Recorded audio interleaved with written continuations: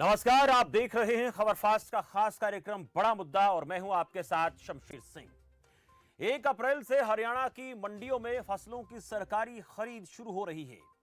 सरकारी खरीद शुरू होने से पहले हरियाणा के सीएम और डिप्टी सीएम ने बयान दिया कि किसानों को किसी तरह की दिक्कत का सामना नहीं करना पड़ेगा। सीएम ने कहा कि किसानों की फसलों का दाम सीधा किसान के खाते में जाएगा। वह डिप्टी सीएम ने फिर दोहराया है कि किसानों की फसल का एक एक दाना खरीदा जाएगा। इसके साथ ही किसान विरोध के चलते पंजाब में बीजेपी विधायक के साथ की गई बदसलूकी के विरोध में पंजाब और हरियाणा में बीजेपी नेताओं और कार्यकर्ताओं की तरफ से विरोध प्रदर्शन भी किया गया।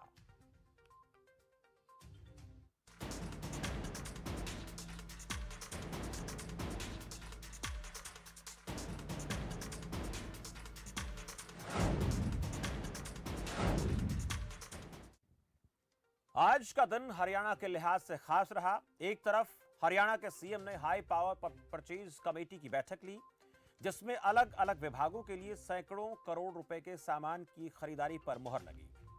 वहीं बैठक के बाद सीएम मनोहर लाल ने यह कहा कि पंजाब में जो हुआ वो शर्मनाक है, आरोपियों के खिलाफ कड़ी कार्रवाई की जाएगी। इसके साथ ही सीएम ने यह कहा कि एमएसपी का पैसा सीधा किसानों के खाते में जाएगा। दूसरी तरफ सिरसा में डिप्टी सीएम ने यह कहा कि हरियाणा के किसानों की फसल का एक एक दाना खरीदेंगे। जिला मुख्यालयों पर 25-25 मंडियों के माध्यम से किसानों की 6 फसलों की एमएसपी पर खरीद की जाएगी। किसान आंदोलन पर बोलते हुए कहा कि शांतिपूर्ण आंदोलन करना हर देशवासी का हक है, लेकिन कुछ राजनीतिक पार्टियां किसान आंदोलन की आड़ में भ्रम फैला रही हैं। सरकार किसानों का एक एक दाना एमएसपी पर खरीदेगी। इन राजनीतिक पार्टियों को इसके बाद एक एक दाना खरीदकर एमएसपी पर करारा जवाब दिया जाएगा। दूसरी तरफ पंजाब में बीजेपी विधायक के साथ हुई बदसलूकी को लेकर बीजेपी ने विरोध प्रदर्शन किए और पंजाब की कैप्टन सरकार के खिलाफ नारेबाजी की। सिरसा में किसान मंडियों में अपनी सरसों बेचने आए किसानों ने जहां सरसों के भाव को लेकर संतोष जाहिर किया, तो ये बड़े आज मसले रहे। आज इन पर हम बातचीत करेंगे, लेकिन उससे पहले आपको सुनवाते हैं हरियाणा के सीएम, हरियाणा के डिप्टी सीएम और इसके साथ साथ सिरसा के किसानों का क्या कहना है। उसके बाद बड़ा मुद्दा में आगे बढ़ेंगे। जो इस समय हमारे क्लासरूम्स हैं उनको कैसे वेब बेस्ड स्मार्ट क्लासरूम्स बनाए जाएं, उसके लिए एक बड़ी मात्रा में सामान जो खरीदना था वो आज हमने खरीदा है और उससे हमारे बहुत से जो विषय हैं, एक ऑनलाइन एजुकेशन का जो विषय है उसको हम आगे बढ़ा पाएंगे अगले साल में। इसी प्रकार कुछ 38 आइटम्स स्पोर्ट्स डिपार्टमेंट की थी स्कूलों के लिए, उसका भी एक एजेंडा आया था और लगभग 25 करोड़ रुपए का ये सामान ये खरीदा गया जो स्कूलों के अंदर सप्लाई किया जाएगा। सब जगह प्रोक्योरमेंट 1 तारीख से सरसों की, गेहूं की ये शुरू हो जाएगी। इस बार सरसों चूँकि एमएसपी से ऊंचे दामों पर बिक रही है, इसलिए एमएसपी पर हमें मिल पाएगी ऐसा मुझे लगता नहीं है, क्योंकि पहले से ही वो 500-600 रुपये क्विंटल रेट उसका ऊपर चल रहा है। गेहूँ की प्रोक्योरमेंट पूरी होगी और सब व्यवस्थाएँ, जितना भी लॉजिस्टिक्स हैं, जितने सिस्टम्स हैं वो सब खड़े कर लिए गए हैं। इस बार पेमेंट का जो विषय है, हमने कहा पहले भी कहा है और मैं फिर उस बात को दोहरा रहा हूँ कि पेमेंट सीधी किसानों के खाते में जाएगी। लोकतंत्र में हर किसी को अपने बात को कहने का एक अधिकार है, राइट टू एक्सप्रेशन जिसको हम कहते हैं, उसमें आंदोलनकर्ता अपनी बात को कहने का शांतिपूर्ण ढंग से अभी लगातार कर रहे थे, हमें कुछ में आपत्ति नहीं थी, लेकिन किसी को अपनी बात को दूसरे को कहने के लिए विरोध करेंगे। और जिस प्रकार का एक घिनौना एक हरकत जो पंजाब में हमारे विधायक के साथ की गई वो बहुत ही निंदनीय है। मंडियाँ चिन्हित है, 6 फसलें, गेहूं हो, हमारे सरसों हो, सूरजमुखी हो, दाल हो, चना हो और तो और जो को भी इस बार हर जिला हेडक्वार्टर पर 25 मंडियां बनाकर हम प्रोक्योर करने का काम कर रहे हैं। आड़ती भाइयों को भी उनकी जो आड़त है दामी है 2.5%, वो भी हम सुनिश्चित कर रहे हैं और तमाम किसानों के खातों को लिंक कर जे फॉर्म इशू होने से 48 घंटे में पेमेंट प्रोसेस करेंगे और अगर डिले होता है 72 घंटे से ज़्यादा तो उसको 9% ब्याज भी देने का काम करेंगे। आज हमने एक प्रयास जो किया है वो किसान को पहले से ज़्यादा मजबूत और समृद्ध बनाए। कुछ लोग हैं उनकी सोच दर्शाती है कि वो राजनीतिक लाभ ऐसी घटनाओं से लेना चाहते हैं। हमारा प्रयास है प्रदेश में शांति रहे, तनाव का माहौल ना बने। और इसीलिए है कि आज 120 दिन से ज़्यादा हो गए हमारे बॉर्डर पर हज़ारों की संख्या में किसान बैठे हैं। उनको प्राथमिक मदद भी, उपचार भी, उनके वहाँ पर तमाम व्यवस्था बनाने का काम भी हमारी सरकार ने किया। पीसफुल प्रोटेस्ट करना हर एक नागरिक का अधिकार है और इसीलिए आज हज़ारों की संख्या में किसान हमारे बॉर्डर पर हैं। मगर अगर कोई तनावपूर्ण हरकत करेगा तो ज़रूर उसके विरुद्ध सख्ती से सरकार करेगी। तो दर्शाता है कि ये आंदोलन अब किसानों का आंदोलन नहीं रहा। जिस तरह से घटनाक्रम पिछले 1 महीने का रहा है, ये घटनाक्रम तो अब राजनीतिक रूप ले गया। अब तो किसान सभा की जगह राजनीतिक पार्टियों की सभा होने लगी। मैं तो उन लोगों को जवाब जब दूंगा जब प्रदेश के एक एक किसान का एक एक दाना पूरी एमएसपी पे 6 फसलों का हम खरीदेंगे। जो आड़तियों को ये डर था कि उनकी आड़त खत्म हो जाएगी, मंडी बंद हो जाएगी, उनकी 2.5% आड़त उनके खातों में और मंडियों के माध्यम से प्रोक्योरमेंट करेंगे। तब इन लोगों ने जो भ्रम फैलाया है, जो आज दुष्प्रचार किया है, इनको अपने आप किसान जवाब दें। पिछले 1 वर्ष के अंदर कोरोना के बावजूद भी सबसे ऐतिहासिक अगर सड़कों का निर्माण कहीं हुआ है तो हरियाणा प्रदेश में हुआ है, जिसमें प्रधानमंत्री ग्रामीण सड़क योजना के तहत 1921 किलोमीटर के निर्माण के कार्य शुरू हुए। अगर कोई अलॉटेड टाइम के बाद डिले करता है तब तो हम जरूर एक्शन उसके विरुद्ध ले सकते हैं, मगर किसी का अलॉटेड टाइम पड़ा है, वहाँ डिले है, तो जरूर मैं अधिकारियों को आदेश दूंगा कि उसको टाइम बाउंड मैनर में कंप्लीट कराने का काम करें। सरसों एमएसपी से ऊपर बिक रही है। बढ़िया, बिल्कुल बढ़िया है। ऐसे बिकती रहे तो जमींदारों के लिए बहुत अच्छा है। एमएसपी से ऊपर बिकती रहे तो सरसों बढ़िया बिकने लग रही है जी। हमारी ये 450 एमएसपी रेट है और हमारी लगभग 5000 के अंदर बिक रही है और मंडी में कोई दिक्कत तकलीफ नहीं है, सब ठीक ठाक है जी। सरकारी अभी खरीद शुरू नहीं हुई है जी और कोई दिक्कत नहीं है जी मंडी। तो आपने सुना, हरियाणा के सीएम को सुना, डिप्टी सीएम को सुना और किसानों की भी बात आपने सुनी। लेकिन हरियाणा में जो किसानों का प्रदर्शन चल रहा है उसके पीछे वजह यही तो बताई जा रही थी कि किसानों की फसलों के जो दाम हैं वो एमएसपी पर नहीं मिलेंगे। अब जो किसान कह रहे हैं वो हालांकि सत्य है, ये चीजें अब मंडी में होती दिखाई दे रही, लेकिन क्या इस बात से किसान संतुष्ट हैं? एमएसपी पर फसल खरीद को लेकर एक एक दाने को लेकर जो दावा किया जा रहा है वो दावा हकीकत में बदलेगा क्या?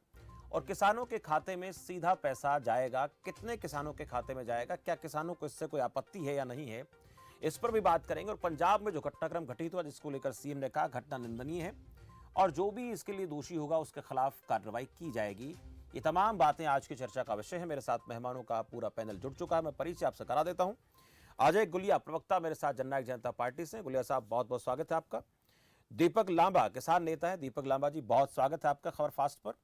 संजीव भारद्वाज है प्रवक्ता कांग्रेस पार्टी से। भारद्वाज साहब बहुत बहुत स्वागत है।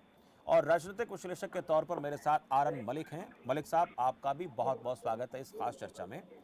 मैं गुलिया साहब पहले आप ही के पास आऊंगा। एक एक दाना खरीदने की बात हो रही है और किसानों को भी हमने सुना, किसान ये कह रहे हैं कि हमारा सरसों का जो दाम है वो हमें 5000 रुपए से ज्यादा मिल रहा है, यानी जो एमएसपी है उससे भी उन्हें लगभग 500-600 रुपए ज्यादा मिल रहा है। लेकिन एक सवाल जो हर वक्त दिमाग में रहता है, क्या ये ऐसे ही मिलता रहेगा? जी देखिए शमशेर भाई, स्पष्ट कर दूं जी, एमएसपी थी, है, रहेगी। और जब एक मिनिमम सपोर्ट प्राइस सरकार की तरफ से रहेगा तो उससे कोई भी सरकार, देखिए राजनीति पर उठ करके हम बात करें, चाहे किसी की भी सरकार हो, तो एमएसपी पे तो किसान को अपनी जो गवर्नमेंट ने दिया है उस पर तो अपनी फसल बेच ही सकता है। और देखिए इस सरकार के अंदर एक और मैं सबसे बड़ी बात बताऊं कि जब से हरियाणा प्रदेश बना है, पिछली बार बाजरे की रिकॉर्ड खरीद हुई है। रिकॉर्ड, ऑन रिकॉर्ड की बात कर रहा हूं मैं जी। और एक एक फसल, सबसे ज्यादा फसल एमएसपी पर हरियाणा प्रदेश आज के दिन खरीद रहा है। और अब जिस प्रकार से प्रदेश के मुख्यमंत्री और प्रदेश के युवा उप मुख्यमंत्री ने कहा कि एक एक गेहूं की फसल की पूरी तैयारी कर ली और एक एक दाना किसान का सरकार खरीदेगी। और किसानों को आपने दिखाया कि सरसों एमएसपी से जो ऊपर बिक रही है, 48 घंटे के अंदर किसान के पैसे उसके खाते में जाएंगे। अगर कोई डिले सरकार के पास से होती है तो 72 घंटे के बाद किसान को विद इंटरेस्ट उसका पैसा मिलेगा। आड़तियों की आड़त सीधे उनके खाते में जाएगी। आप कैसी व्यवस्था चाहते हैं? नहीं।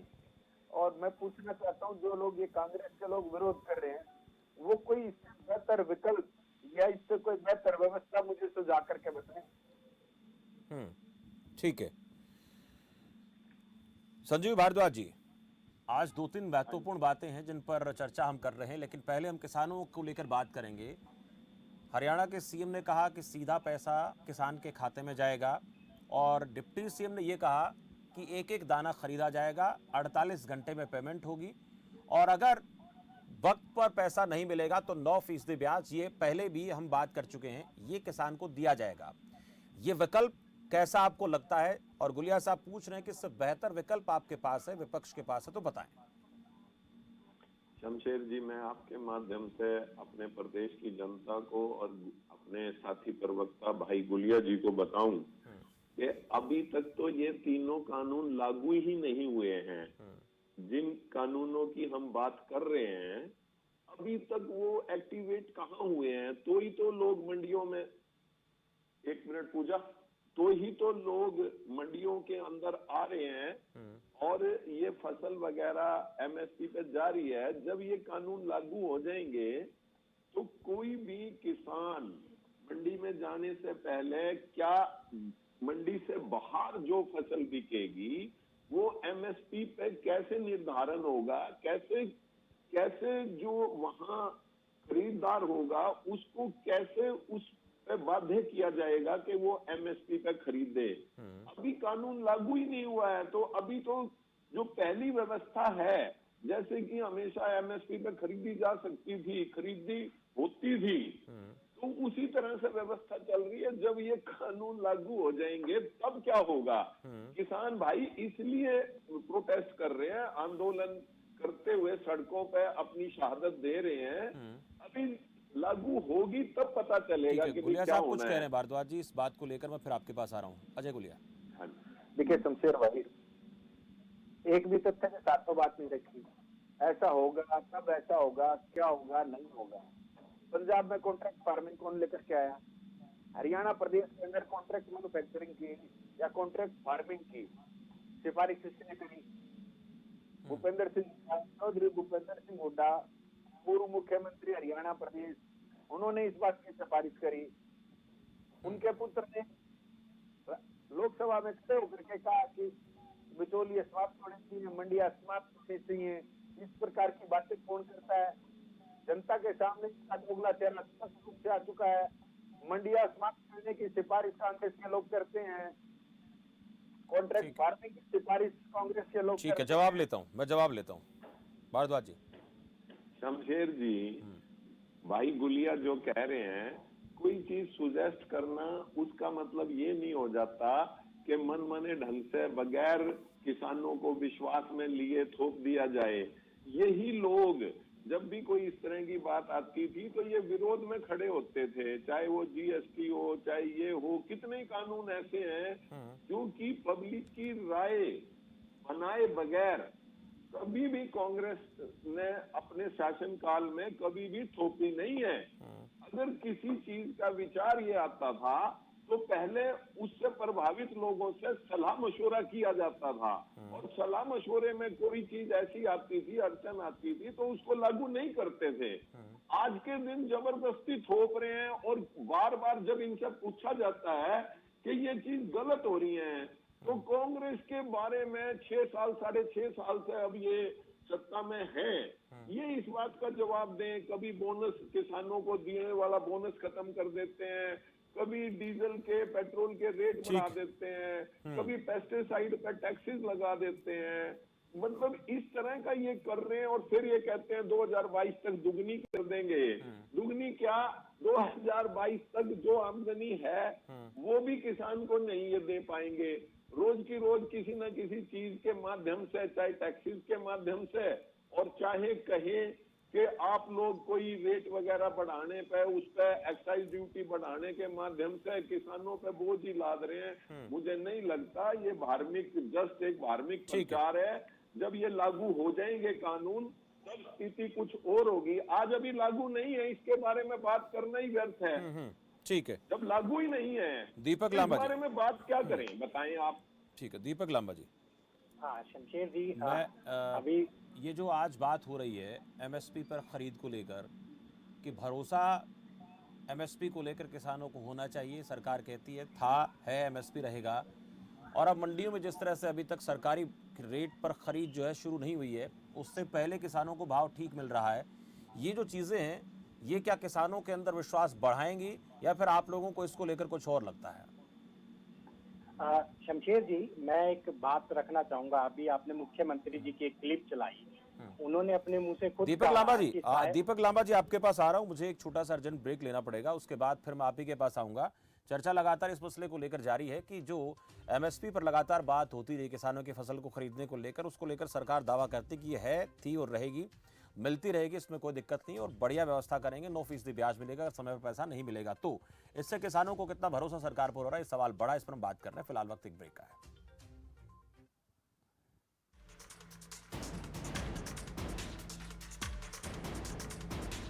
विभिन्न प्रकार के टेस्टों से परेशान हैं या डॉक्टरों से, किसी भी प्रकार के रोगों के समाधान के लिए एक बार आइए नाड़ी वैद्य कायाकल्प और पाइए अपने सभी रोगों का आयुर्वेद में सही इलाज। समय जो तेजी से बदल रहा है, इस तेजी से बदलते समय के साथ बदलती है दुनिया तेजी से। देश हो या विदेश, मनोरंजन हो या खेल, 25 मिनट में देश विदेश की हर खबर पहुंचेगी आप तक। न्यूज़ शॉर्ट्स सिर्फ खबर फास्ट पर।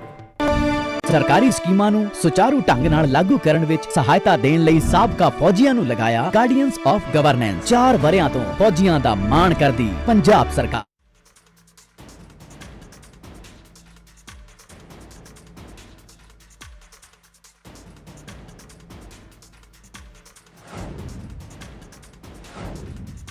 के बाद आपका स्वागत है। हम बात कर रहे हैं किसानों की फसलों को लेकर सरकार का दावा, एमएसपी पर खरीद होगी, दाना दाना खरीदेंगे, किसान को चिंता करने की जरूरत नहीं है। लेकिन किसान को क्या भरोसा है सरकार के इन दावों पर? और आज जो भाव मिल रहा है किसान को मंडी में सरसों का, उसको लेकर कितने आश्वस्त किसान नजर आते हैं, ये समझना बेहद जरूरी है। मेरे साथ मेहमानों का पैनल लगातार बना हुआ है। अजय गुलिया जननायक जनता पार्टी से हैं, दीपक लांबा किसान नेता मेरे साथ हैं, आरएन मलिक राजनीतिक विश्लेषक और संजीव भारद्वाज प्रवक्ता कांग्रेस पार्टी से हैं। लांबा साहब, बात आपसे हो रही थी, सवाल वही रहेगा आपसे, कितना विश्वास, कितना भरोसा जगा है? सरकार ने जो घोषणाएं की, 9% ब्याज मिलेगा, सही समुचित व्यवस्था मिलेगी, किसान को दिक्कत नहीं होने दी जाएगी, और एमएसपी था, है और एमएसपी पर खरीद होती रहेगी।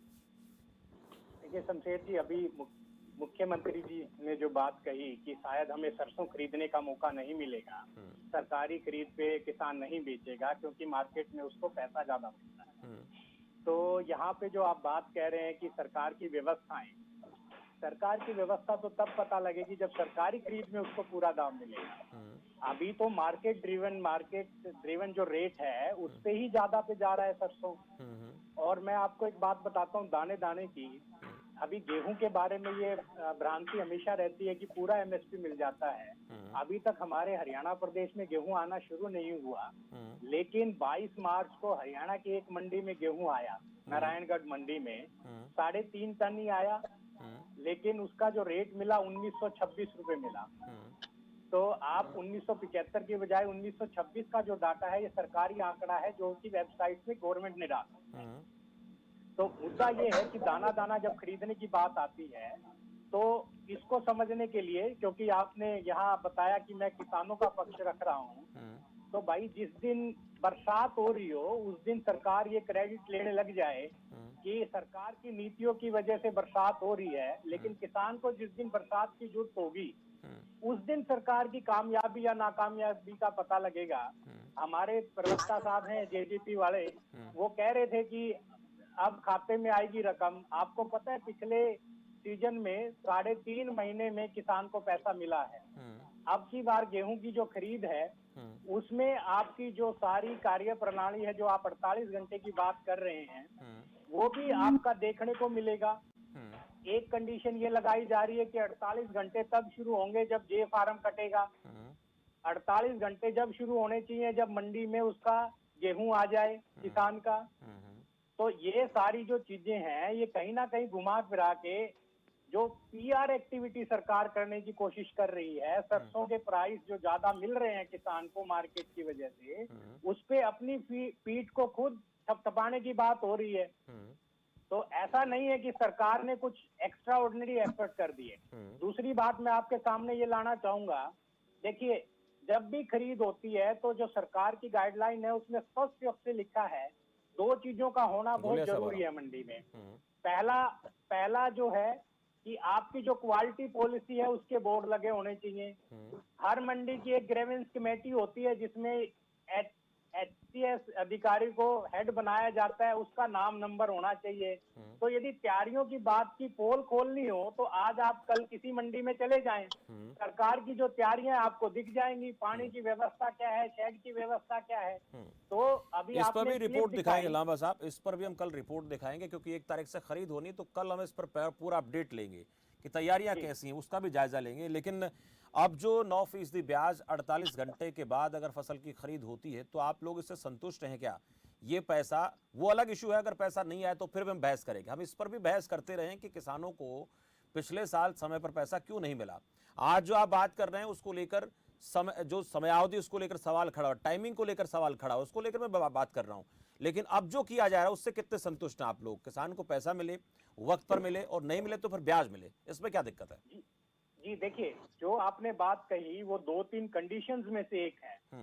ये ब्याज तो मिलना ही चाहिए। दूसरा जो मैंने व्यवस्था की दिक्कत बताई कि जो 48 घंटे हैं वो शुरू हो जब ट्रॉली मंडी के अंदर आ जाए। दूसरी बात, आप बात करते हैं कि आज आप 48 घंटे की बात करते हुए 9% बात कर रहे हैं, लेकिन आपने ये नहीं कहा कि दाने दाने का एमएसपी मिलेगा और यदि कोई डिफरेंस होगा तो हम देंगे। यदि उसका जे फॉर्म कटाई कम का है तो 9% ब्याज आप देते रहिए, क्या फर्क पड़ता है उससे।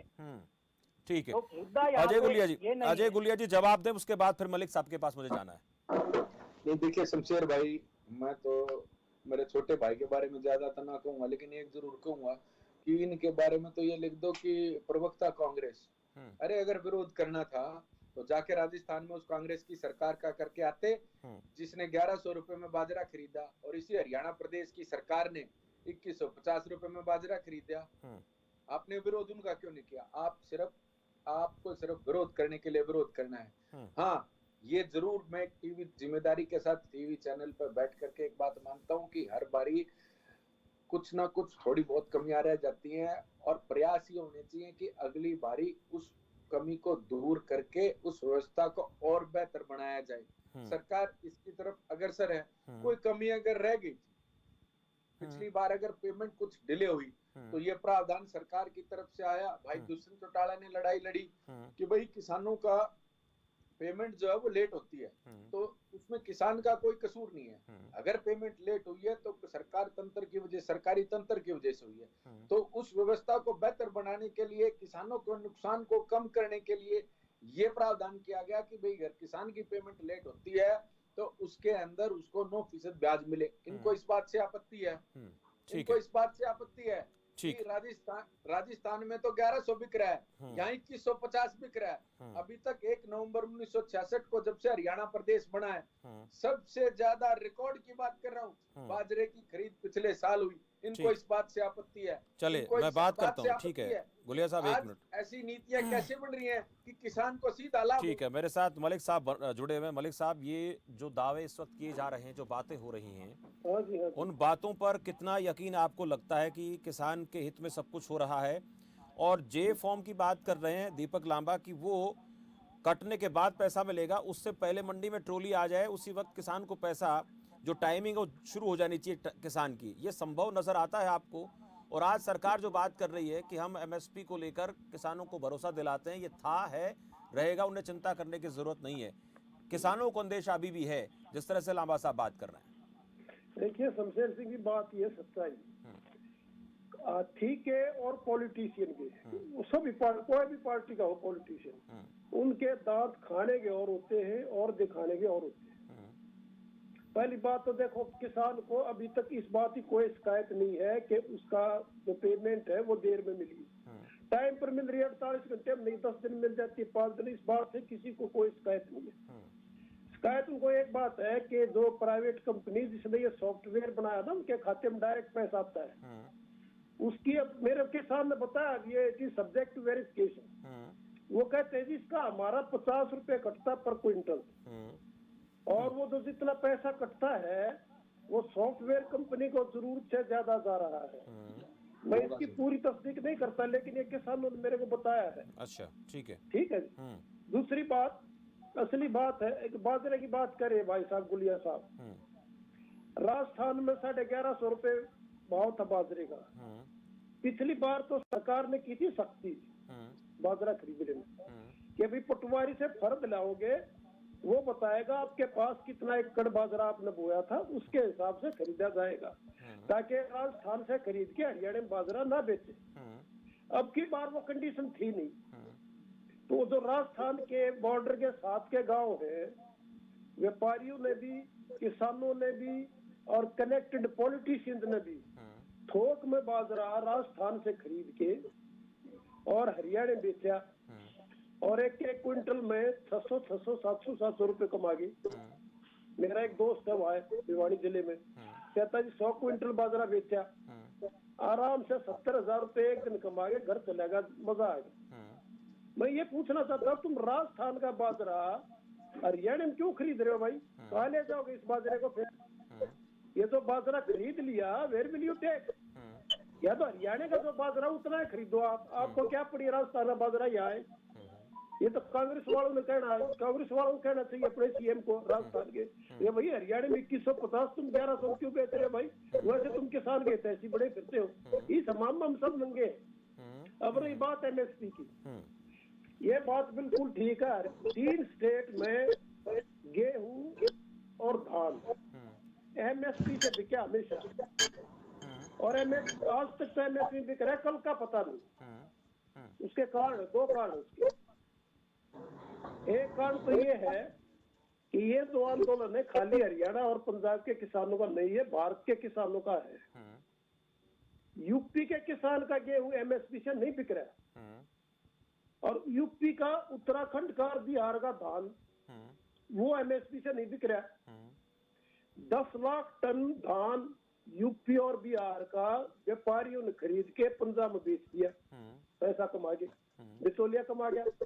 एक तो गोल्ड व्यापारी था लुधियाने का, उसके एफआईआर दर्ज कराई पंजाब सरकार ने। गोल्ड व्यापारी का धान का क्या काम?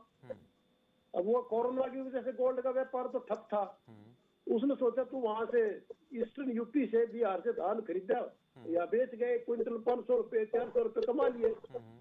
तो एक किसान दूसरे किसान को खा रहा है। तो ये जो एमएसपी है 3 स्टेट में तो पूरी मिल रही है, इसका क्रेडिट पिछली सरकारों को भी है और इस सरकार को भी है, ठीक है ना जी। एक तो पंजाब, एक हरियाणा, एक मध्य प्रदेश, और तीनों स्टेट का गेहूं खरीद के एफसीआई का कोटा पूरा हो जाता है। एफसीआई एक खास अमाउंट में खरीद सकती है, ठीक है ना जी। उससे भी उनका एफसीआई खरीदे खा ले जाएगी सारे अनाज को। उसने 3 का 4 का मुंह देना है एफसीआई ने। नंबर 1, सारी फौज को गेहूं एफसीआई ने देना, एफसीआई की ड्यूटी है। नंबर 2, आपदा के लिए भंडारण करना। Number 3, mid day meal. और नंबर 4, एक कानून बनाया था 2013 में कांग्रेस सरकार ने कि हम हर एक गरीब आदमी को 2 रुपए किलो गेहूं देंगे और 3 रुपए किलो देंगे चावल। उसमें अगर आप बिलो पॉवर्टी लाइन को ये देते हो तो इसमें कोई गलत बात नहीं। इसमें एक बड़ा भारी स्कैंडल है, वो ये है कि उस सरकार ने ये पास करा दिया कि 70% रूरल पॉपुलेशन और 50% अर्बन पॉपुलेशन कवर होगी उसमें। दैट मीन्स टोटल का 67%। बिल्कुल। कोई सरकार अपनी 67% आबादी को 2 रुपए की 25 रुपए यानी 22 रुपए खरीद के और 2 रुपए दे के कोई अफोर्ड नहीं कर सकती। ठीक है। उसमें जब ये कानून पास हुआ तो सर्वे शुरू हुआ। अब मेरा एक अजीज था ड्राफ्ट्समैन रोहतक, उसको कहा गया भाई शिवाजी कॉलोनी के 50% गरीब आदमी नाम लिख के लाओ।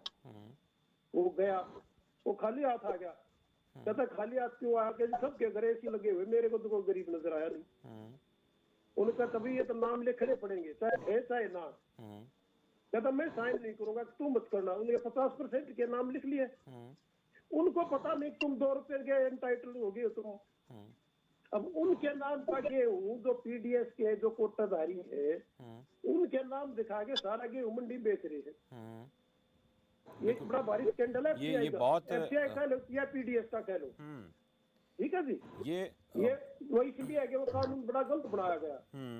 अब नीति आयोग ने ये सिफारिश दी है सरकार को, और जो बड़ी ठीक है वो ये है कि यदि आप ये जो 70% रूरल है इसको तब 40 या 50% पर लाओ, क्योंकि 70% पर किसान भी आ गया।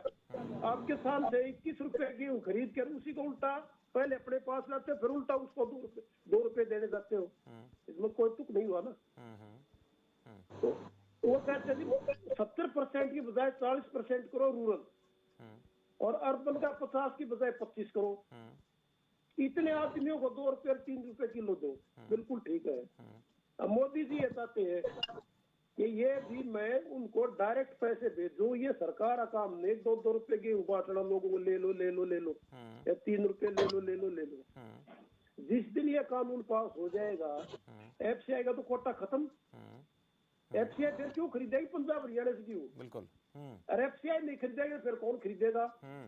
क्या था कंज्यूमर डायरेक्ट जाएगा या मंडियों वाले होंगे? इसलिए इसमें मैं सरकार का कसूर नहीं मानता, बिकॉज सरकार का काम नहीं है टू डू बिजनेस गेहूं की। किसी देश में नहीं हो रहा कि सरकार गेहूं खरीदते किसान से खुद बांटती है। बांग्लादेश में भी नहीं है, पाकिस्तान में भी नहीं है, किसी भी देश में नहीं है। ये सिस्टम तो खत्म होगा। एक तो ये खतरा है एमएसपी को। दूसरा, मान लो यूपी के किसान का गेहूं एमएसपी पर नहीं बिकता, अगर वो हाई कोर्ट में रिट कर दे, देखिए साहब ये एफसीआई पंजाब का ले लेती है, उसका मध्य प्रदेश का ले लेती, हरियाणा का तो सारा ले लेती दाना दाना, हमारा एक भी दाना नहीं देती। इसलिए हमारा भी कोटा फिक्स किया जाए। एफसीआई शुड बी डायरेक्टेड कि हमारा गेहूं खरीदे। अगर ये हाई कोर्ट कह दे एफसीआई को भाई यूपी का भी खरीदो, अब भी यूपी का गेहूं हरियाणा के व्यापारी और पॉलिटिशियन कई आदमी उनका गेहूं सस्ता खरीद के हरियाणा में बेच रहे हैं। अरे ये शुरू से ही होता आया है। मैं नाम नहीं लूंगा, मेरे सबका पता किस किस ने क्या क्या किया। ठीक है ना? तो हाई कोर्ट को कहना पड़ेगा एफसीआई को यूपी का गेहूं एक सर्टेन कोटा खरीदना पड़ेगा एमएसपी पर। अगर उसने यूपी का खरीद लिया तो जो हरियाणा पंजाब से खरीद लिया वो कोटा कम हो जाएगा, तो किसान का फिर दाना दाना तो नहीं बिका।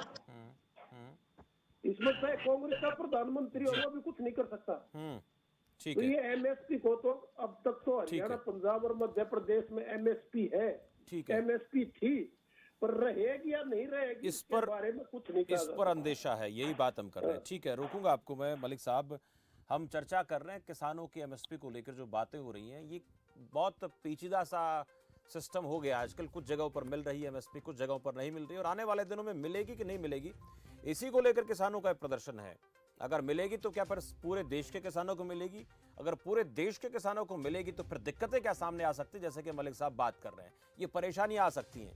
ब्रेक के बाद लौटेंगे तो बातचीत करेंगे कि जो पंजाब में प्रदर्शन हुआ उसको लेकर हरियाणा के सीएम को ऐसा क्यों कहना पड़ा कि ये निंदनीय है। हालांकि निंदनीय है, लेकिन उन्होंने कहा सजा मिलेगी, जिन्होंने गलत किया उसके खिलाफ कार्रवाई होगी। ये भी बहुत बड़ा सवाल है। फिलहाल वक्त एक ब्रेक का है।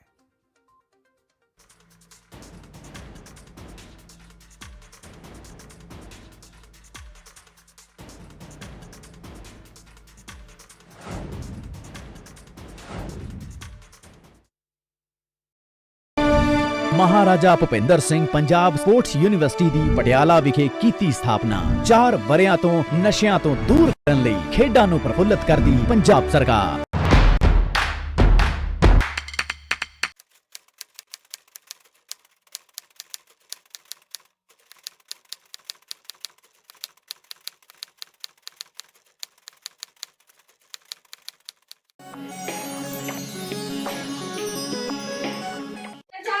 नमस्तुभ्यम नमाम्यहं सहोत्र।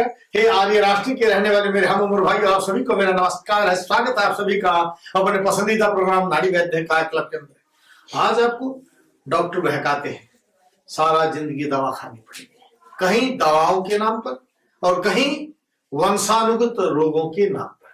वंशानुगत रोग कौन से होते हैं, पहले ये समझिए।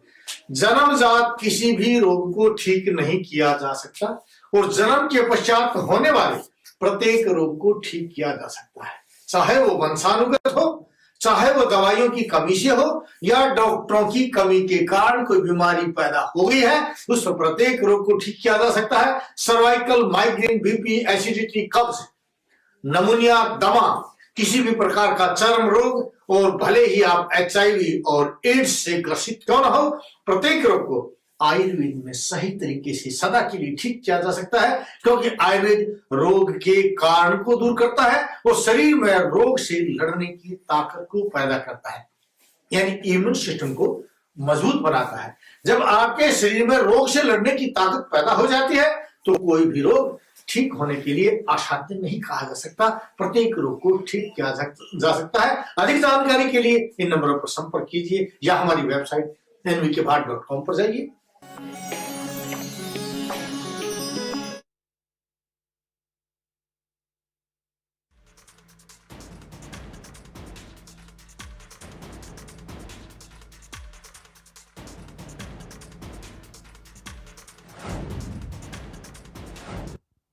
ब्रेक के बाद आपका स्वागत है हमारे खास कार्यक्रम बड़ा मुद्दा में। हम बात किसानों की तरफ से जो प्रदर्शन चल रहा है, उस प्रदर्शन के दौरान कई बार ऐसी बातें निकलकर सामने आई जिसमें किसानों का विरोध नेताओं को झेलना पड़ा।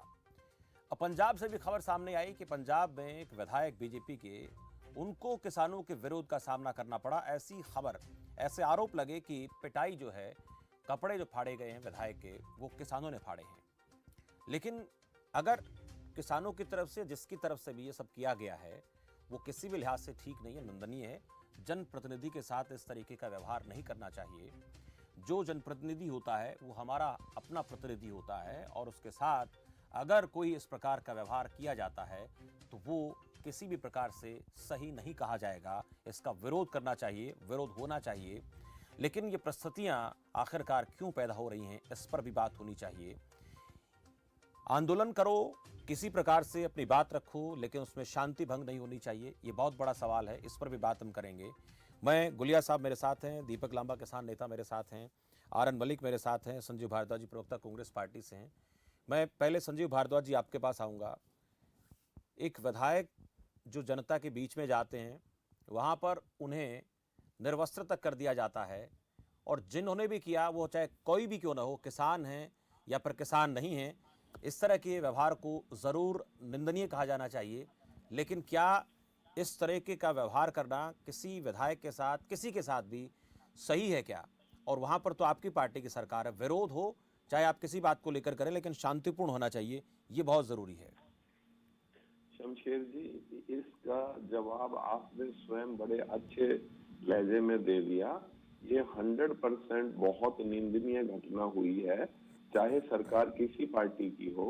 वहां के मौजूदा मुख्यमंत्री जी कैप्टन अमरिंदर जी ने भी इसकी पूरे कड़े शब्दों में निंदा की है और आश्वस्त किया है कि भाई दोषियों के खिलाफ सख्त से सख्त कार्रवाई की जाएगी।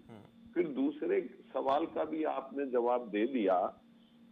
जब सड़कों पर लोग 120 दिन से आंदोलित हैं और शहादत अपनी दे रहे हैं, कहीं ना कहीं ये गुस्सा बेवजह जो नहीं आना चाहिए, जो इस बदतमीजी तक नहीं पहुंचना चाहिए, किसानों का गुस्सा बेवजह और बेवक्त इस तरह से कुछ लोगों का आया, वो वाकई निंदनीय है। उनको सीमाओं में रह के अपने आंदोलन को आगे बढ़ाना चाहिए।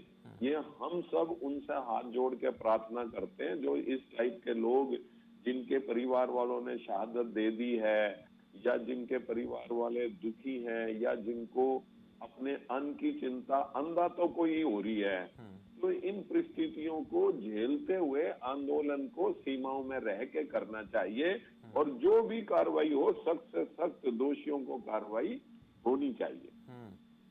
अजय गुलिया जी, ये बड़ा अहम सवाल है और हरियाणा में भी मैं देख पा रहा हूँ, सुन पा रहा हूँ कि हरियाणा में भी नेताओं को गांव में नहीं आने दिया जा रहा। वो, हम ये नहीं कह रहे किसान हैं, किसानों के भेष में कोई और है या जो भी है, लेकिन ऐसी परिस्थितियां पैदा होना लोकतंत्र में सही नहीं है। वो हरियाणा है, पंजाब है, यूपी है या जहां जहां पर भी प्रदर्शन किए जा रहे हैं और ऐसे में कोई जनप्रतिनिधि उनके बीच में जाता है और उसके साथ ऐसा किया जाता है तो वो जायज़ नहीं कहा जा सकता। लेकिन ये मैं पूछना चाहूँगा आपसे, ऐसे हालात पैदा क्यों हो रहे हैं? हरियाणा में आपकी सरकार है, पंजाब में कांग्रेस पार्टी की सरकार है। मैंने संजीव भारद्वाज जी से पूछा, उनका ये कहना निंदनीय है। अब सरकार, वहाँ के प्रशासन से भी सवाल पूछा जाना बेहद ज़रूरी है कि आपने जो सुरक्षा व्यवस्था थी उसमें सेंध कैसे लग गई, लेकिन ये हो क्यों रहा है? देखिए शमशेर भाई, जनप्रतिनिधि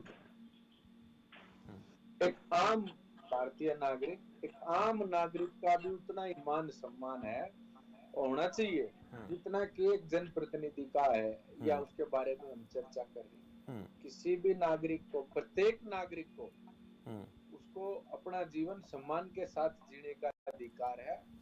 और देखिए, लोकतंत्र में अगर कोई मेरे विरोध में खड़ा है तो मैं उसकी तरफ हूँ, क्योंकि लोकतंत्र, संविधान उसको इस बात की इजाजत देता है कि वो मेरी मुखालफत, मेरी खिलाफत कर सके। ये लोकतंत्र की खूबसूरती है। अब किसान भाई अगर शांतिपूर्वक ढंग से, मैं तो कहता हूं कि इसमें राजनीतिक लोग घुसे हुए हैं, जो ये राजनीतिक लोग भी विरोध करना चाहते हैं, क्योंकि ये भी भारतीय नागरिक हैं, उनको भी विरोध करने का उतना ही अधिकार है। अगर ये विरोध करना चाहते हैं तो ये विरोध कर सकते हैं। लेकिन मैं एक बात पूछना चाहता हूँ, आज इस प्रकार का ज्ञान कौन दे रहा है? वो कांग्रेस के लोग जिन्होंने इमरजेंसी के दौरान विरोध करने की भी, लोगों से विरोध करने का भी अधिकार छीन लिया था। कोर्ट के निर्णय इन्होंने बदल दिए। शाहबानो केस पूरे भारतवर्ष के लिए एक नजीर है, जिसमें कोर्ट के फैसले को बदला गया किसी धर्म विशेष के लोगों को प्रसन्न करने के लिए। तो आप ये समझ करके देखें कि लोग, जो किसान भाई या और भी कोई राजनीतिक दल विरोध करना चाहते हैं, वो विरोध करें, क्योंकि ये उनका लोकतांत्रिक अधिकार है। लेकिन एक मर्यादा में रह करके उनके विरोध से किसी की गरिमा या किसी के मान सम्मान को ठेस ना पहुंचे, ये सारी चीजों को ध्यान में रखना चाहिए। और मैं तो एक आम नागरिक होने के नाते ये जरूर कहूंगा कि इस प्रकार का कृत्य जिन्होंने भी किया उनके ऊपर कानूनी कार्रवाई होनी चाहिए, कानून को अपना काम करना चाहिए। लेकिन गुलिया साहब, ये परिस्थितियां पैदा क्यों हो रही हैं? आप भी देख रहे हैं हरियाणा में। नहीं, मैं वो चाहे किसी भी पार्टी के नेता हों, वो चाहे कांग्रेस, वो चाहे बीजेपी के हों, जेजेपी के हों, किसान भाई चाहे धरने पर जरूर कुछ बैठे होंगे, लेकिन वो इस प्रकार की घटना को अंजाम नहीं दे सकते। मैं सीधे तौर पर कह देना चाहता हूँ, ये कांग्रेस के लोग हैं जो माहौल खराब करना चाहते हैं। स्पष्ट रूप से कह रहा हूँ, ये कांग्रेस के लोग हैं जो माहौल को खराब करना चाहते हैं। इस आंदोलन के बीच में घुस करके इस आंदोलन को भी खराब। मैं जवाब लेता हूं भारद्वाज साहब। यानी ये सीधे तौर पर आरोप है कि पंजाब में जो हुआ उसके पीछे भी कांग्रेस है, और जहां पर भी विरोध हो रहा है, किसान कर रहे हैं विरोध, लेकिन उसके पीछे कांग्रेस खड़ी है, ये आरोप है। मुंह की खानी पड़ी फरीदाबाद के अंदर। चलिए मैं पूछ लेता हूँ, एक मिनट गुलिया साहब, ऐसे हालात पैदा नहीं होने चाहिए। पूछ, एक मिनट गुलिया साहब, एक नेता करण दलाल, मैं पूछता हूँ, उठा के समझी और कांग्रेस बंद हो जाए। एक मिनट गुलिया साहब, एक मिनट भारद्वाज जी बोलिए। इस प्रदेश का युवा मुख्यमंत्री हमारे गृह क्षेत्र में आ रहा है। अभी वो अजय गुलिया जी जवाब लेता हूँ, मैं जवाब लेता हूँ, सम्मान बढ़ा है, जवाब लेता हूँ भारद्वाज से। कांग्रेस के लोगों को वहां से निकालने का काम वहां के, ठीक है, मैं जवाब किया। बात कर जी, संजीव भारद्वाज जी। हाँ शमशेर जी, आपके माध्यम से मैंने पहले ही, अपने साथी प्रवक्ता ने शायद मुझे ध्यान से नहीं सुना, मैंने कहा कड़े शब्दों में ये बहुत ज्यादा निंदनीय घटना हुई है। लेकिन साथ के साथ मैंने दूसरे क्वेश्चन का भी आपका जवाब दिया कि जिनके परिवार के किसान अन्नदाता वहां शहीद हुए हैं, शहादत दी है, अगर किसी का गुस्सा इस तरह से भड़का है, नहीं भड़कना चाहिए और अपनी मर्यादाओं में रह के आंदोलन को प्रजातंत्र के अंदर, अपनी सीमाओं के अंदर रह के आंदोलन करना चाहिए। तीसरी बात, इनको कुछ भी हो जाए, जो सत्तारूढ़ दल है आज वो अपनी नाकामियों को छुपाने के लिए हर सांस में कांग्रेस कांग्रेस कांग्रेस कांग्रेस। आप बताएं, अगर कोई विपक्षी पार्टी का धर्म निभाती हुई पार्टी है और वो अगर कोई शहादत दे रहे हैं सड़कों पे, उनके साथ खड़े हो जाते हैं, तो इसमें भी बार बार ये कोई ना कोई रास्ता ढूंढ के कांग्रेसियों ने कर दिया, कांग्रेसियों ने ये कर दिया, अरे भैया, आप लोग अपनी नाकामियों को छुपाने के लिए बार बार कांग्रेस का नाम ले लाए, अपनी कामयाबी बताएं क्या करा। आज यहाँ सड़कों पर 300 आदमी से ज्यादा प्लीज आप बीच में ना बोले, आपकी बारी आए जब बोले गुड़िया जी। 1 मिनट गुड़िया जी, बात पूरी होने दें। ऐसे आगे जब ये चुप हो जाए, जब मुझे बताएं, जब मैं अपनी बात फाइनल करूंगा। इससे आगे एक शब्द वो बोल नहीं पाए, इनको बोलने दे। नहीं, पंजाब में आपकी सरकार है, कांग्रेस की क्यों नहीं मानते? बोलने दे पहले, इनको टाइम। अरे राजस्थान में आपकी सरकार है, क्यों नहीं मानते वहां जाकर के इस्तीफा? ठीक है, बात सिर्फ आप चुप करेंगे तो मैं बोलूंगा। अजय गुड़िया जी, बात पूरी होने दें। ठीक, हरियाणा ये डिबेट को डिबेट रखें, लड़ाई का मैदान ना बनाएं। ठीक है, आप बोलेंगे, मैं भी बोलूंगा बीच में। भारद्वाज जी, अजय गुड़िया जी बात पूरी करने दें। संजीव भारद्वाज जी, फिर आपके पास आ रहा हूँ। क्यों बोलते हैं? मुख्यमंत्री कैसे बन गया? आप अपना इतना तो संयम रखिए, बात सुने, दूसरे की बात सुनिए। अजय गुड़िया जी की आवाज को थोड़ा नीचे, आपको अधिकार नहीं है कि दूसरे के बीच में बोले। बोलिए भारद्वाज जी, बोलिए। हाँ, मैं ये कह रहा हूँ शमशेर जी कि हम कह रहे हैं, कैप्टन अमरिंदर जी ने वहां, हालांकि हम हरियाणा प्रदेश के प्रवक्ता हैं, ये उन चीजों का मुकाबला करते हैं। अगर जो पंजाब में ठीक हो रहा है, पंजाब में वेतन ठीक है, पंजाब में और सुविधाएं ठीक है, उनका मुकाबला करें। हम अपने प्रदेश की बात कर रहे हैं, लेकिन फिर भी अगर हमारे देश में कहीं भी ये घटना होती है कि किसी नेता को कोई भी इस तरह से गलत हरकत करता है नेता के साथ, वो बिल्कुल कड़े शब्दों में निंदनीय है। दीपक, इसमें कोई दो राय नहीं है। चाहे सरकार किसी की हो, या सरकार इन्हीं की सरकार में, इस मौजूदा सरकार के अंदर किस आंदोलन में क्या क्या घटनाएं हुई, ये किस तरह से लोगों के साथ दुर्व्यवहार करा गया। चलिए, मैं दीपक लांबा जी के पास जाऊंगा, उनसे जानना बेहद जरूरी है। दीपक लांबा जी, एक चीज नहीं है, किसान अपनी मांगों के लिए, 1 मिनट, किसान अपनी मांगों को लेकर प्रदर्शन कर रहे हैं और बहुत से किसान इस आंदोलन के दौरान जो है अपनी जान भी गंवा चुके हैं, लेकिन उसके बाद भी हम लगातार देख रहे हैं, पिछले लगभग 4 महीने का वक्त हो गया, 4 महीने से ज्यादा ही वक्त हो गया है, शांतिपूर्ण प्रदर्शन चल रहा है। लेकिन जो पंजाब की घटना सामने आई, उससे एक सवाल पैदा हो गया कि ऐसा होना नहीं चाहिए, बहुत निंदनीय है, बहुत गलत हुआ, सभी लोग उसकी निंदा करते हैं। आपको नहीं लगता कि आपके इस प्रदर्शन में अगर कोई इस तरह के हिंसक प्रवृत्ति के लोग पहुंचते हैं, तो आपकी जो मांग है, आपका जो विचार है, आपकी जो सोच है, उसके ऊपर कई बार सवाल पैदा होते हैं? ऐसे लोगों को बेनकाब आप लोगों को करना चाहिए। जी शमशेर जी, आज देखिए, अभी 4 महीने हमारे 26 तारीख को हो गए आंदोलन को, और संयुक्त किसान मोर्चे में जब भी ऐसी कोई हिंसा की घटना हुई, हमेशा उसके लिए प्रोएक्टिव एक्शन, और जिन लोगों ने ये किया उनको भी सामने लाके नाम लेके खड़ा किया। ये जो घटना की बातचीत हो रही है, ये 27 मार्च की है। उसी दिन संयुक्त किसान मोर्चे ने जो प्रेस नोट दिया, मैं उसमें से 2 लाइनें आपको पढ़ के सुनाना चाहूंगा, ताकि किसानों का जो पक्ष है वो भी सामने आए। बिल्कुल। उसमें लिखा गया, आज पंजाब के अमरोहा के बीजेपी विधायक का आसपास के किसानों ने विरोध करना आरंभ किया। विपरीत परिस्थितियों में किसानों का यह आंदोलन हिंसक हुआ। वह विधायक के साथ शारीरिक रूप से दुर्व्यवहार हुआ। यह अफसोस की बात है कि एक चुने हुए प्रतिनिधि के साथ इस तरह का व्यवहार किया गया। हम इस घटना की कड़ी निंदा करते हैं, वह इस तरह के व्यवहार को प्रोत्साहित नहीं करते। पहली बात। दूसरी बात मैं रखना चाहूंगा इसके साथ, कि हम यहाँ जो बात हो रही है, कांग्रेस, जेजेपी, बीजेपी, जेजेपी वाले भाई कह रहे हैं कांग्रेस को नहीं बोलते, कांग्रेस वाले भाई बोलते हैं बीजेपी को नहीं बोलते। ये मुद्दा किसान और किसान के चुने हुए प्रतिनिधियों के बीच का है।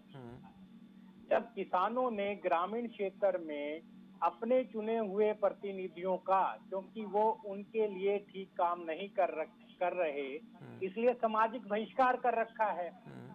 आपको इस पे भी जाना होगा कि ये जो हुआ, घटना हुई, इसकी हम निंदा करते हैं, लेकिन इसके कारण क्या क्या रहे?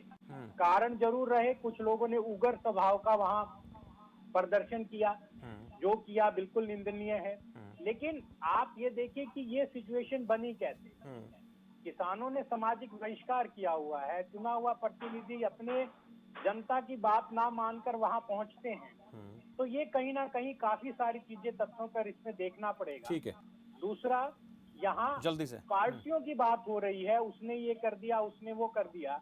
मैं तो ये कहता हूँ कि पार्टी सरकार किसी की हो, हम झंडा लेके पंजाब में भी खड़े होते हैं, मंडियों में, हम राजस्थान में भी खड़े होते हैं, और अजय भाई साहब को मैं बताना चाहूंगा कि हम हरियाणा में भी खड़े हो रहे हैं। तो जहाँ जहाँ किसानों के साथ जो जो परिस्थितियों में गलतियां सरकारें करेंगी, हम वहां पर आकर अपनी मांगों के लिए खड़े होंगे।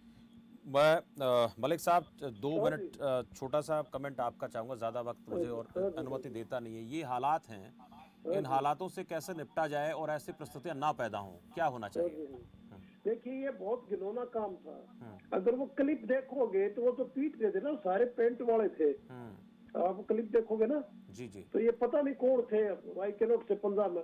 अब जो हमारे मुख्यमंत्री पता क्या करे, अभी आपने जो क्लिप दिखाई कि हमारे एमएलए को पीटा गया, हालांकि वो एमएलए हरियाणा का नहीं है, और हम एक्शन लेंगे, हरियाणा सरकार कैसे एक्शन लेगी?